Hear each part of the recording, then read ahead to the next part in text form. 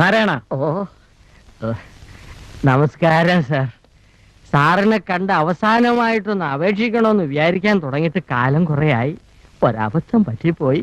Sir എന്നെ ഒന്ന് തിരിച്ചെടുക്കണം. സാധ്യമല്ല. അയ്യോ, അങ്ങനെ ഒരു അവസാന വാക്ക് പറയരുത്. ഞാനൊരു തീരുമാനമെടുത്താൽ അതിന് മാറ്റം ഉണ്ടാവില്ലെന്ന് എനിക്കറിയാമല്ലോ. അപ്പോ സാർ തീരുമാനിച്ചു കഴിഞ്ഞു? അതെ. അല്ല, എനിക്കറിയാൻ മേലാത്തോണ്ട് ചോദിക്കുക. താൻ ആരുവാ? നാരായണ. പൂരായണ പോവേ. തനിക്കൊരു വിചാരമുണ്ട് താ ഏതോ കോപ്പിലെ വലിയ രാജാവാണ്. താ ഒരു പുല്ലുമല്ല.